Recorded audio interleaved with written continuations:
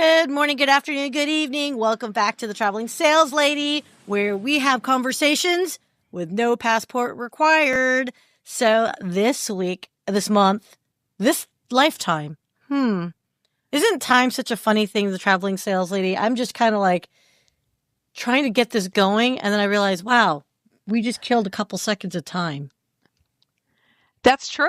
But the good news is we have more seconds to kill. So what are you thinking? What are you thinking? I know, no. You know what? It's so funny that is like, but we just had a conversation earlier, and it just made me think of when we're reminiscing, when we think about our life experiences, that's all a matter of time, right? And with time is experience. And so it kind of got me excited about today's guest because we talk about how we progress and we move along in our career and we find things and we pivot accordingly. So, Traveling Saleslady, I know you know this particular guest better than me, but I'll go ahead and say I'm excited to learn more about our guest. And her name is Jan Kielec. So tell me, Traveling Saleslady, what is it about this particular guest that you're like, see ya, she's on our show?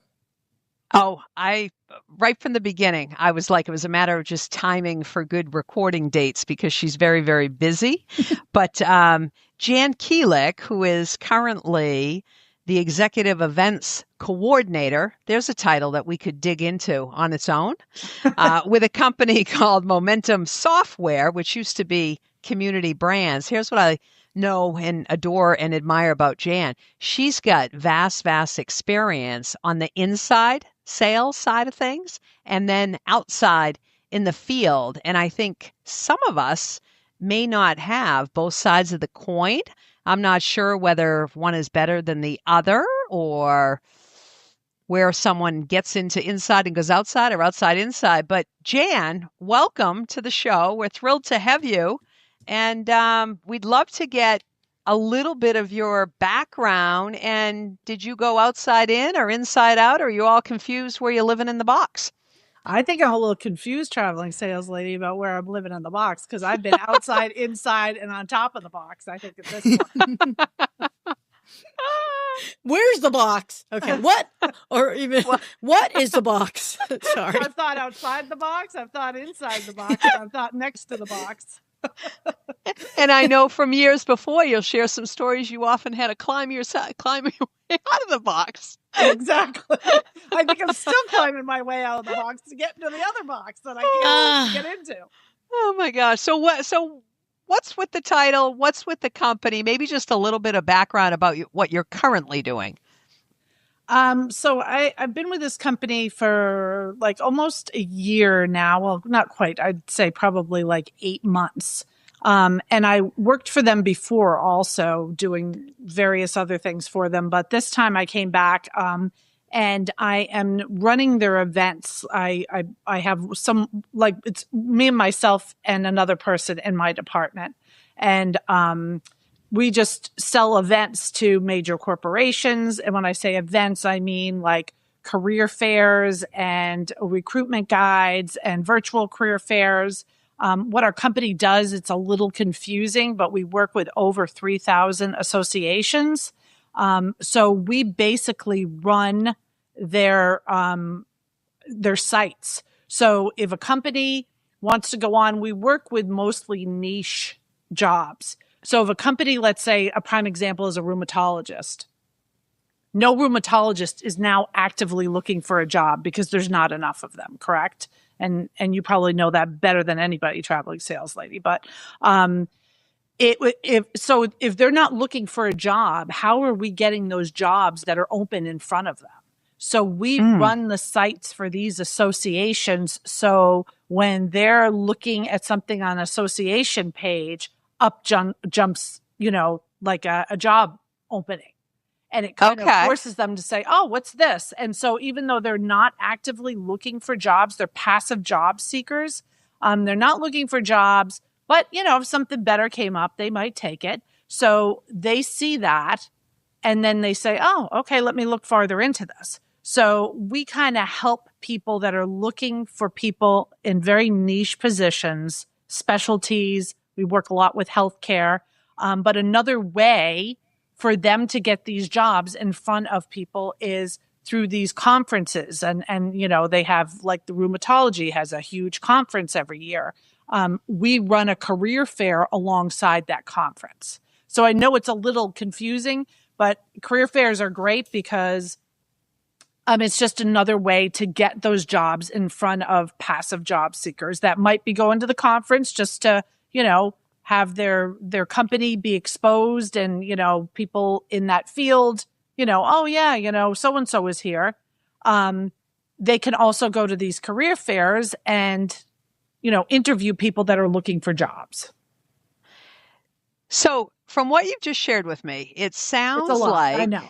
it's a lot, but it's a creative, in a sense. What you're doing, if I'm correct, is you're matching qualified candidates with open positions, but you're not a staffing company. You've actually thought outside the box to get creative, and in a strange way, someone who is typically inside the box is going outside to a conference, and we're just circling around this box idea again. I'm back to the box. I know. And it's not just qualified candidates. These are highly qualified candidates. So, you might only talk to 3 people, but it's 3 highly qualified candidates instead of, 25 people. And out of the 25, maybe 1 has some characteristics you're looking for. Okay. And I have a question, Jan, because I know in healthcare, and I think you've shared with me prior that you have a niche in the healthcare channels. Staffing shortages remain, right? And your inside sales, making outbound calls to your contacts to share the value of working with you. Have you found still a high turnover rate with the people that you're calling on, or what level of role does that person have? Is it easy to connect on inside sales these days? That's my umbrella question.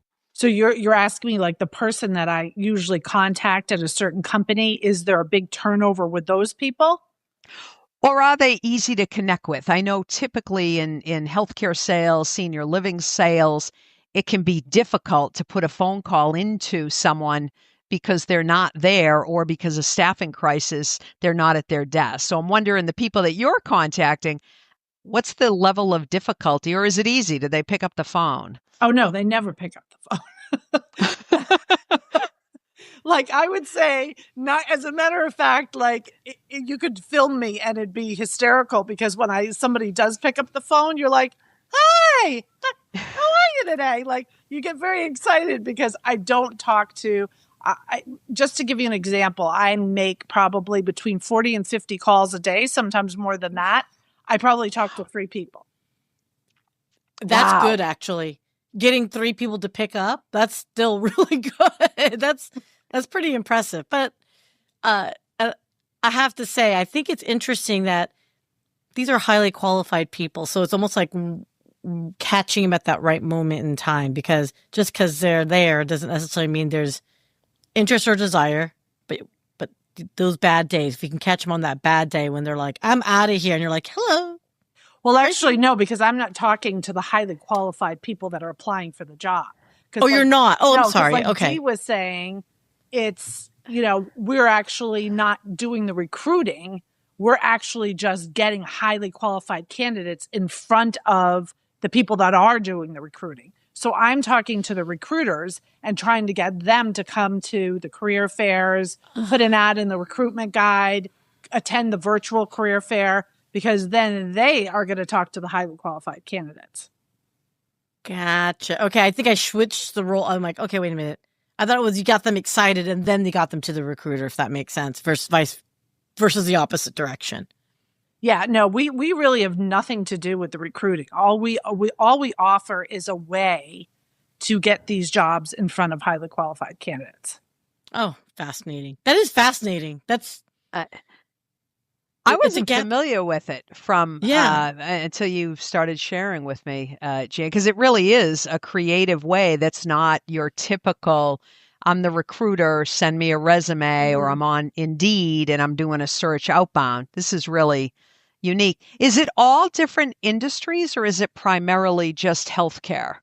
We work primarily with healthcare, but we have all different industries. We do veterinarians, we do lawyers, we do HR people, we do we work with chemical companies.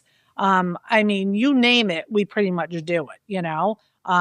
We do have our foot in the senior living, you know, so and we have probably 60 different reps in our office, and those 60 reps will pull in over $2 million in a month. Oof. Wow. Yeah. And yeah, when you do get those 2 or 3 people on the phone, how do you develop trust quickly? Because I think in sales, that's one of just a staple, right? You've got to have their trust quickly. And I'm picturing you're on the phone. You really, out of 50 calls, 47, you said don't pick up. Now you have that third one that does, that takes you by surprise. So how do you develop trust quickly?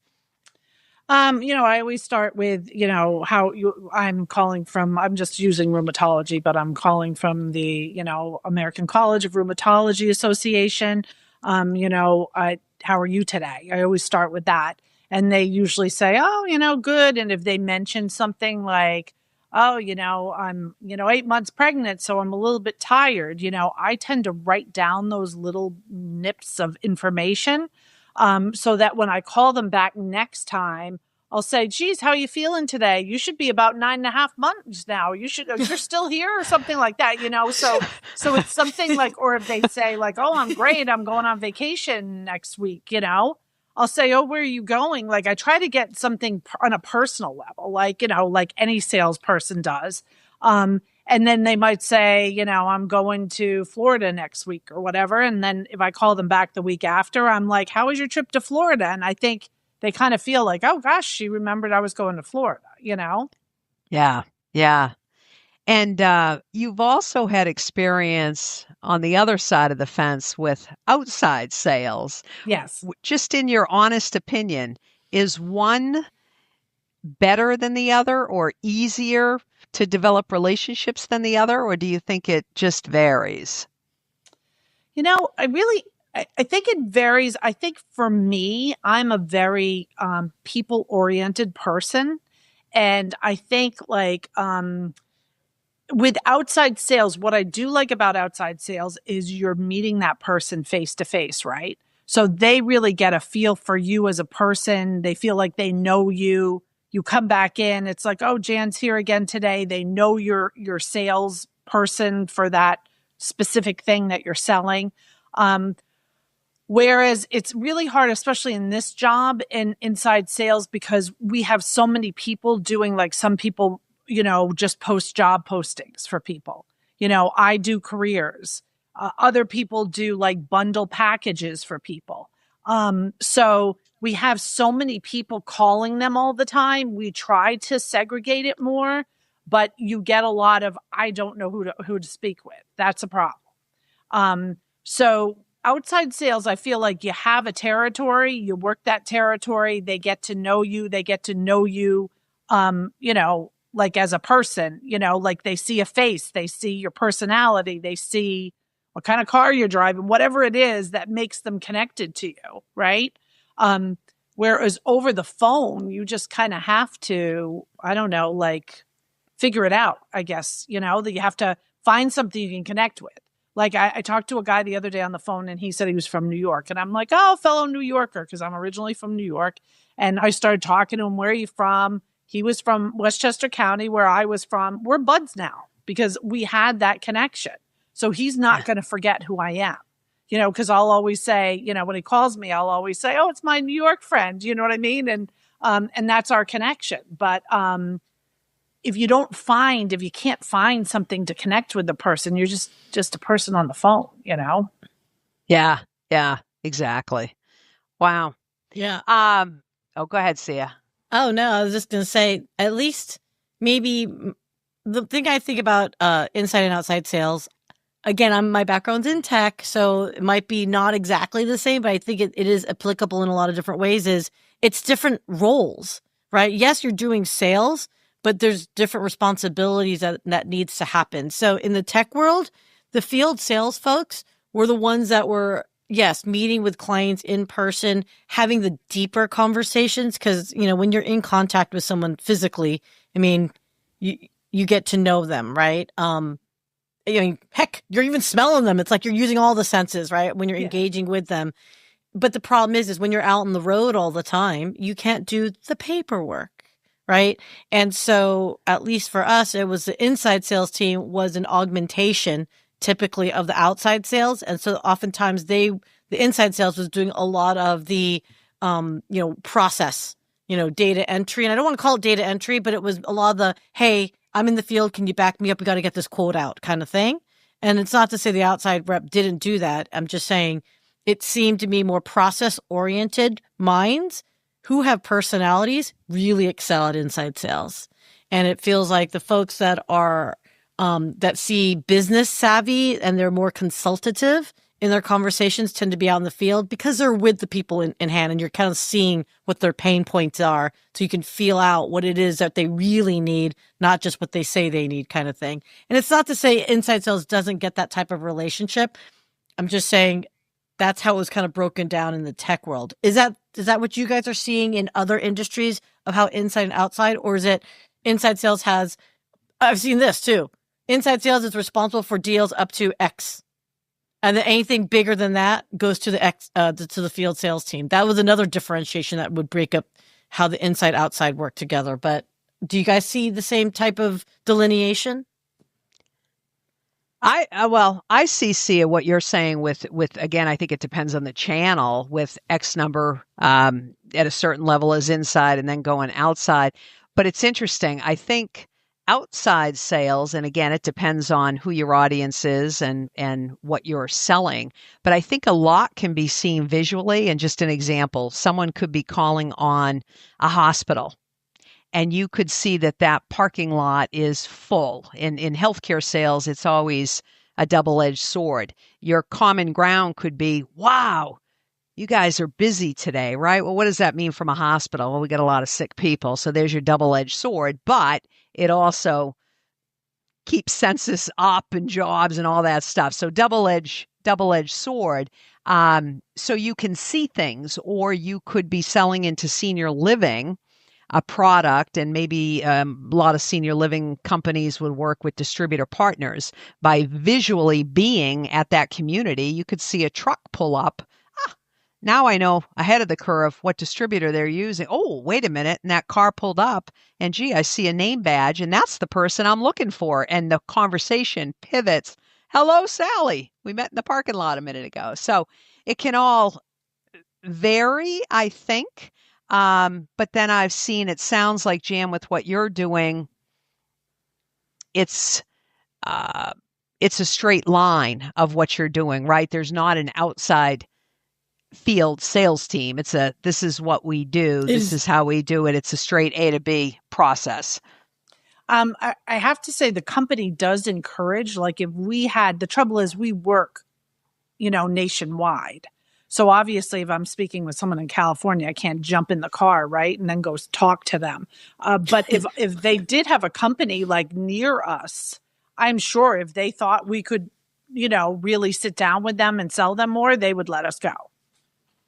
Gotcha. And I definitely like if you think you can do it, go for it. Oh, that's good. That's good. Yeah. I think also with inside sales is they're like, I consider inside sales as like the catch, the guard, but what hits the fan, right? We've all had situations where the client is not happy for whatever reason, but you're on the plane, so you're not receiving the phone call. Like that inside sales team member, your teammate, if you want to call it, or colleague, whatever, they can handle issues in the clutch. And I've seen more often that inside sales actually has more weight to the sales relationship than the outside, right? Because the outside is like, oh, I see them come by, they flitter in, they flitter out kind of thing, right? Or as my boyfriend likes to say, yeah, you go in there, you buy them lunch and you walk away. And I'm like, no, we do more than that, but thank you, right?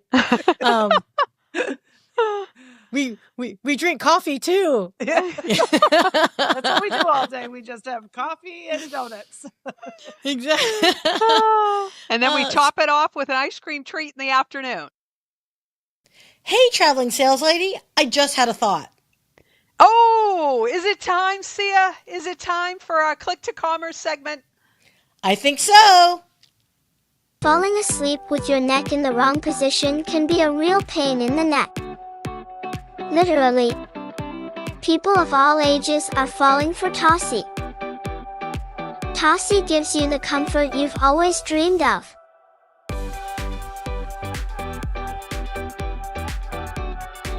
Go to TossieBrands.com and get your comfort on. So, Jan, can I ask you this? Is with the post-pandemic world that we're in, and you're doing events, right? Have you seen a shift or change? I know you're fairly new coming into this particular organization, but are we still feeling that residual, like, gathering, no gathering, no one wants to go out anymore, or is it back to pre-COVID conditions, whatever we call it? I think, well, it's funny because when I worked for this company before, I did this for a short period of time, what I'm doing now, because one of the girls was on maternity leave. So I actually started right after COVID. So it was huge. It was like everybody and their brother was like signing up for career fairs and this and that because, this was a way everybody was, laid off basically during COVID. So they were, there was so much hiring going on that it was just insane. So that has definitely changed. I've noticed a huge downslide basically in sales as far as a lot of people are, hired up. They're not hiring any other people. Then, the whole politic thing comes into it. And it's like, a lot of companies are very uncertain of what's going on in the climate. So they're kind of like, holding on to everything until they see that like the world's not going to blow up. So it's like, they just, a lot of them have hiring freezes. They can't, or they'll cut out because to me, career fairs are something that you don't have to do, right? Like what's the first thing you cut out when you lose your job? You're not going to Starbucks anymore, unfortunately, you cut out the little things. So the career fairs, the recruitment guides, they're kind of an added extra. They're a bonus. They're just a way to get your jobs in front of a lot of people at once, which is great. But if a company's going to spend, they can post a job on one of our sites and do it for $400, then why are they going to spend $3,500 on a career fair? And that's what I do. That's my job, to explain to them why it's worth spending that $3,500 on the career fair. Gotcha. Are your clients more larger corporations, or again, does that vary? It varies, but we do work with a lot of large corporations. Yes, a lot of big healthcare, like Aetna, Cigna, like a lot of big healthcare corporations for sure. But we also work with the private guy, that has he has just a private practice and there's 3 people that work there. We do work with them as well.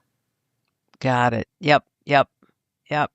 And so have you had in your career, I'm sure you've had a few, but are there any funny stories that come to mind in the past, or shoulda, coulda, woulda next time around? Things that we all face. I know I've faced certain times throughout my career where I've hung up the phone and I'm actually glad at that point that the phone has been hung up, where it's like in hindsight, oh my, that didn't go as planned, or I didn't see that curveball coming. Whereas sometimes in person, you can have the curveball coming, but you can't get out of that room quick enough, type of thing. So just funny stories or anything that's worth sharing that may benefit someone else, that can learn from your,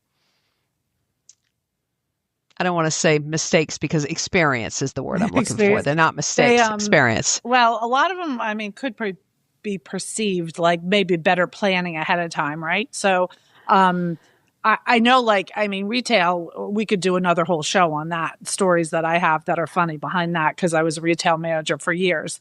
But I would say in this company, something that was kind of funny, not so funny, that recently happened to me. What I try to do is we try to get people we have calendar of events for the year. So it just makes it so much easier if we can send them the calendar of events. And these are companies that, obviously purchase many events from us in the course of a year. They can look over the calendar and they can say, okay, we want to do these 7 events for the next 6 months, right? You meet with them once, you sign them up for the 7 events, and you call it a day. This way, we're not harassing them every day and calling them all the time. I'm not trying to get in touch with them. They're calling me back. I'm not at my desk. Like, it goes back and forth. And I mean, the average sale probably takes between 2 and 3 weeks. It's just insane, like how it goes on and on.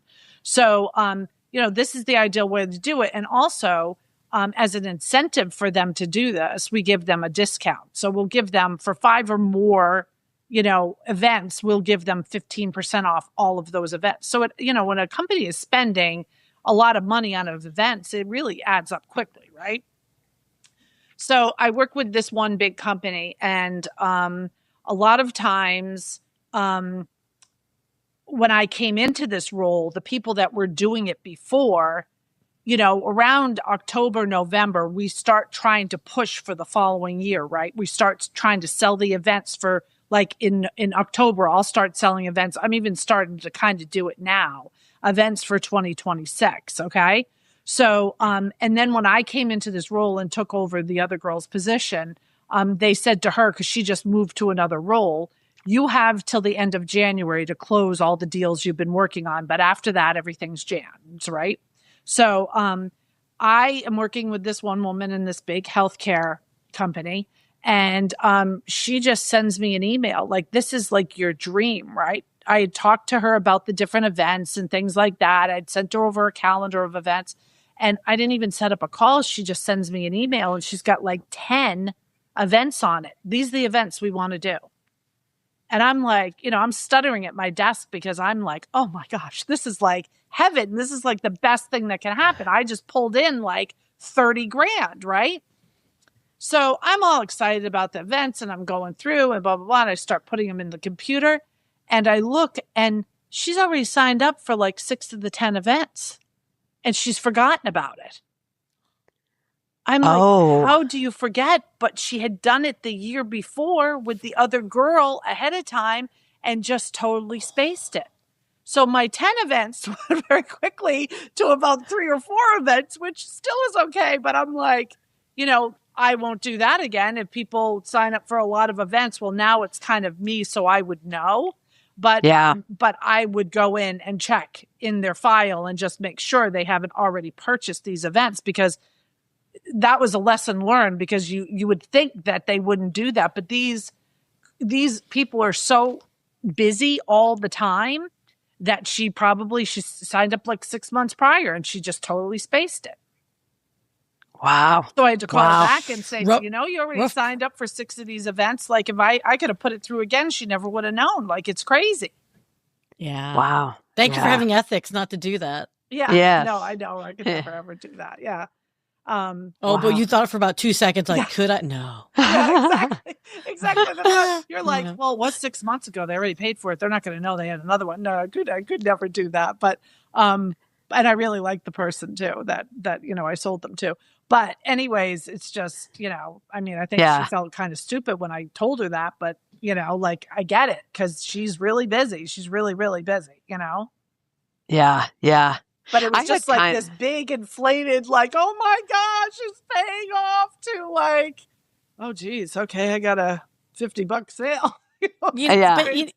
But think about it though. Okay, let's just really like, okay, I'm trying to like put a lipstick on a pig of disappointment here, okay? Yeah, but wow, you had the integrity to come back and say, hey, look, honey, I will take your money. I'm happy to. Can't do it. You already paid for it.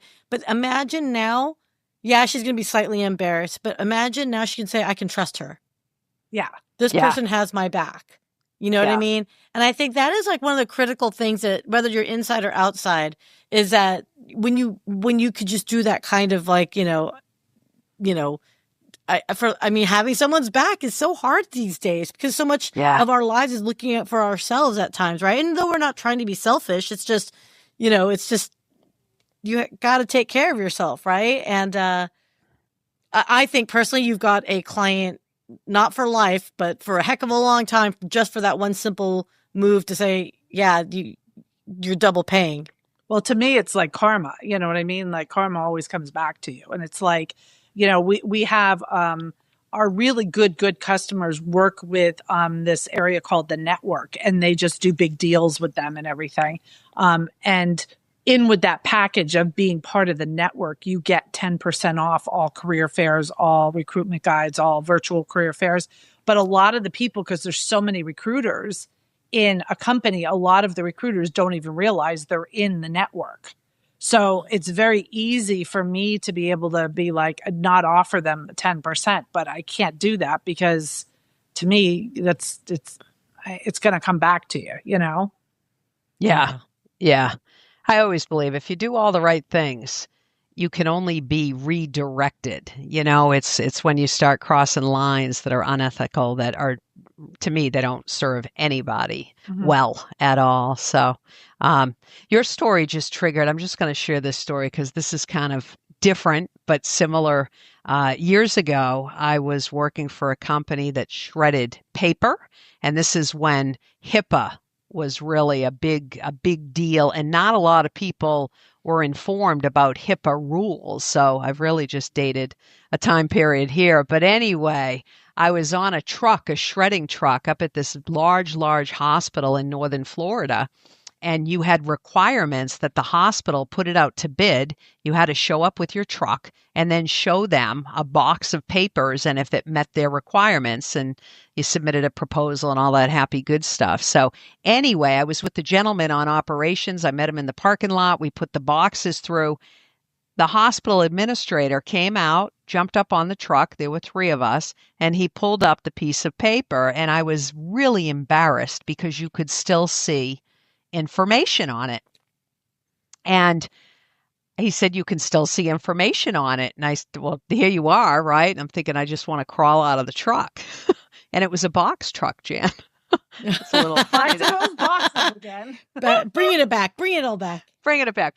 But anyway, so he said, "You can see it." And we said, "Well, yes, but when we take it to our site, it goes through another process to bring it down," which was true. It was not a fib.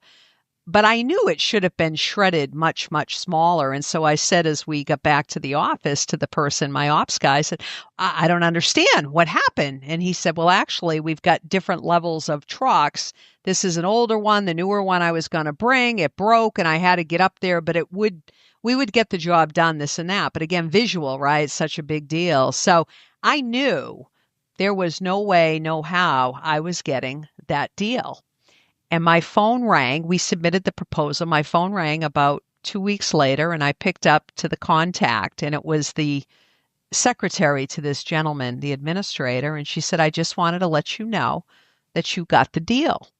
And I'm thinking to myself, there's no way, no how. I know in my gut. And meanwhile, it was like a $40,000 commission. Half of me wanted to call my husband and say, "Woohoo, we were young, raising kids. I mean, it's a long time." And the other half was jokingly, he'd spend it in 10 minutes. So, well, I can't do that. Well, thank goodness I didn't. But I hung up the phone and I sat there taking pause for a couple. And I thought, I knew that reaction from that gentleman. We did not get this. Well, sure enough, she called back in about 2 minutes and said, "I'm so sorry.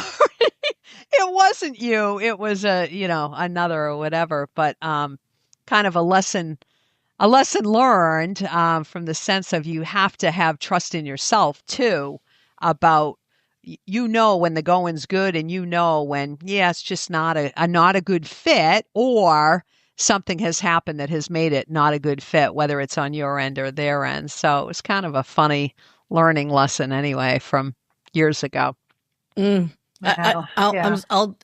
won't be blah blah and blah blah.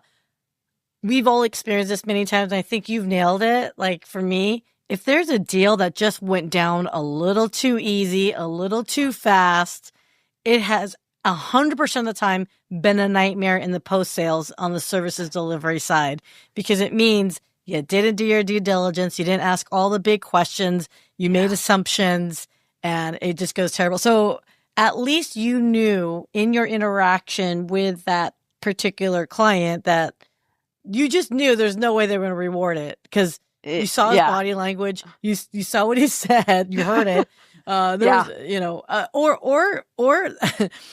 Or you're just that charming, the traveling sales lady. Oh, I mean, yes. I've seen you be very convincing. I'm just saying. Yeah. Yeah, no, you reach a point sometimes where you agree with the person, right? To really, like a Billy, you know what? I agree with you. This is just something's not right here. Something's off. But that to me goes a long way too with it's got to be mutually. I always think of a chain link fence. If it's got to be win, win, win, win for every part of that chain, whether it's 2 links, 4 links, 10 links. If there's a weak link in there, forget about it. Find a new fence. Put up a stockade fence because the chain link's no longer working. So, so Jan, on our podcast, we like to talk about fun places to go.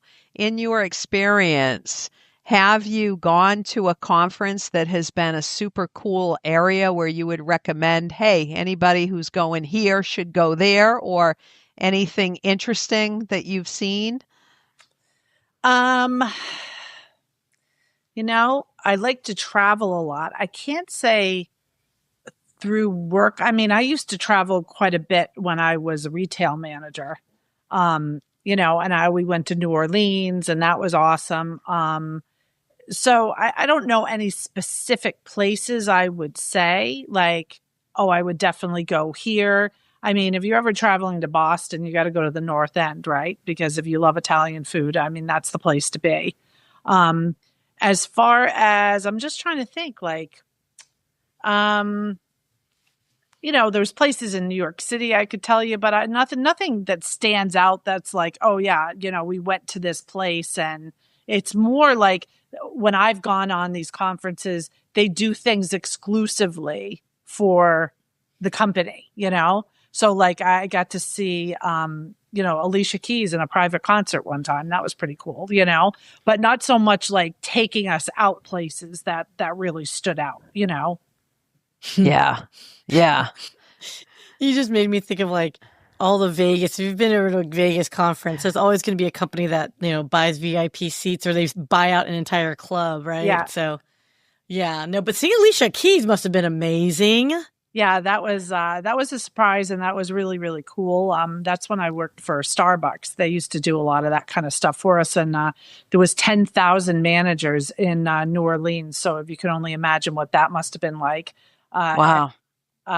She just we actually saw her in Texas, and she looked around everywhere, and she goes, God, there's a lot of you guys. But it was pretty cool that we were like, she was just a concert for us. I got to see Bono in another time in another thing. We wow. I got to go in the 42nd, eat lunch on the 42nd yard line for the Saints when we went to New Orleans. That was pretty cool. Wow. So yeah, like a lot of fun stuff like that. But I found they did mostly things for the companies that I went with were more like exclusive to the companies, not like, oh, we went to this restaurant and it was really neat, or we went to this show and it was really cool, Yeah. Yeah. Well, I think you've just given ideas for anybody who's a manager with Panera that they can now go to leadership and say, listen, Alicia Keys, 42nd yard line, and I want a little taste of Bono here because our competitors are doing that. I know. It is. It was very cool. That was a company that allotted for a lot of things like that. So it was pretty cool when we went on those trips. Yeah. Yeah. So, Jan, we've come up to our time. We've enjoyed the conversation. Sum it up for us. Inside, outside, upside down. I feel like there's a song about that. Is it inside, outside, upside down? Wow, you're going young. You must be younger. I was like upside down, inside out. Boy, you turned me. Oh yeah.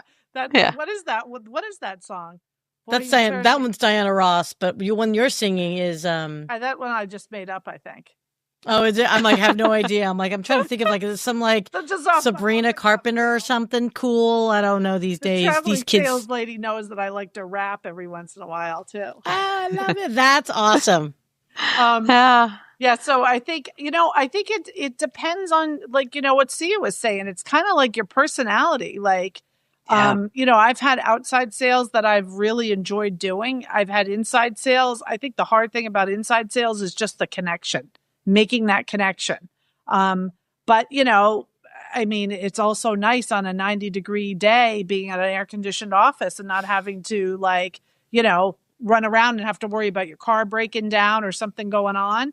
So, there's pros and cons to both of them, really, and in retail, Yeah. I was inside, outside, and upside down most of the time. So I really enjoyed that too, because you tend to have repeat customers and, you got to really know them. And, I think when I managed the Starbucks in my town for years, I remember when I left, I'd always used to run into people in the grocery store, and people would come up to me and they'd say, the store is fine. And they'd say, but it's just not the same without you there. And that was like the best compliment anyone could give me, because it was like, it's still running. We still get our coffee. Everything's great, but it's not, the atmosphere is not the same without you there. And I used to always walk away from those conversations with a big smile on my face, because you made a difference in someone's day. Right.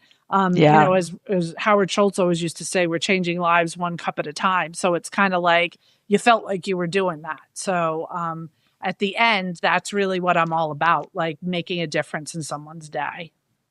Yeah. Well, that's a nice ending, I think. You're putting yourself out there, and I'm just going to end up in the box. You know what? I think that's my cue, traveling sales lady.